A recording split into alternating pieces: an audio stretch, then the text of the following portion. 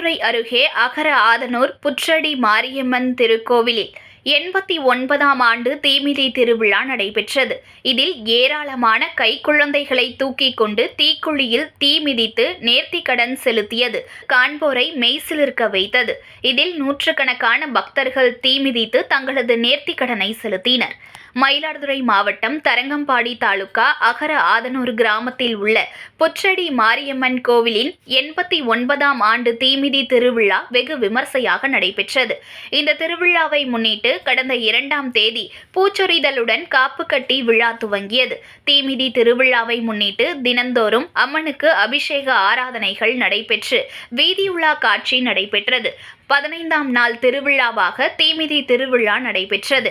பெரிய குளக்கரையிலிருந்து மேல வாத்தியங்கள் முழங்க சக்தி கரகம் சிறப்பு அலங்காரத்தில் புறப்பட்டு காப்பு கட்டி மஞ்சள் உடை உடுத்தி விரதமிருந்த பக்தர்கள் ஊர்வலமாக கோவிலை வந்தடைந்தனர். தொடர்ந்து கோவில் முன்பு அமைக்கப்பட்டிருந்த பூக்குழியில் சக்தி கரகம் இறங்கியதை தொடர்ந்து பெண்கள் உள்ளிட்ட நூற்றுக்கணக்கான பக்தர்கள் தீக்குழியில் இறங்கி தீ மிதித்து தங்களது நேர்த்திக்கடனை செலுத்தினர். பக்தர்கள் ஏராளமானோர் தங்களது கைக்குழந்தைகளை தூக்கிக் கொண்டு தீ மிதித்தது காண்போரை மெய்சிலிர்க்க வைத்தது.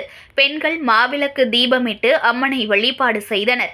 இதில் பல்லாயிரக்கணக்கான பக்தர்கள் கலந்து கொண்டு அம்பாளை தரிசனம் செய்தனர். தொடர்ந்து தீக்குழி முன்பு சிறப்பு அலங்காரத்தில் எழுந்தருளிய சுவாமிக்கு மகா தீபாராதனை காண்பிக்கப்பட்டது. இரவு அம்பாள் வீதி உலா நிகழ்ச்சி நடைபெற்றது.